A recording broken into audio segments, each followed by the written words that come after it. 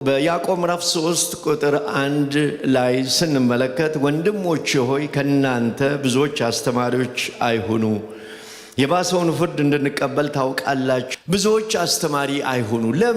ለምንድነው ያዕቆብ ይሄንን ነገር የሚናገረው? በማቴዎስ ወንጌል ምዕራፍ 12 ቁጥር 36 እና 37 ሜዳችሁ ስትመለከቱ ሰዎች ስለሚናገሩት ስለ ከንቱ ነገር በፍርድ ቀን መልስ ይሰጡበታል። ከቃሌ የተነሳ ትጸድቃለህ፣ ከቃሌ የተነሳ ትኮነናለህ የሚል ቃል እናገኛለን። ማስተማር መምራት ነው።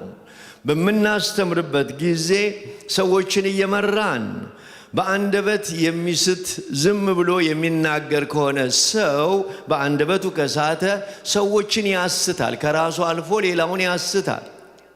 ስለዚህ ነው የእግዚአብሔር ቃል ሁላችሁ አስተማሪ አትሁኑ ብሎ የሚናገረው። መምራት አቅጣጫ አለው። አቅጣጫን ማሳየት ነው። ማስተማር ወይ ወደ መጥፎ ወይም ወደ ጥሩ ነገር ሰዎችን እንመራል። መምራት ሰውን ወደ ሞት ልንመራ፣ ወደ መጥፎ ወደ ህይወት ልንመራ፣ ወደ ስህተት ልንመራ፣ ወደ መልካም ነገር ልንመራ እንችላለንና ነው። አቅጣጫ የሚያሳይ ነገር ነው።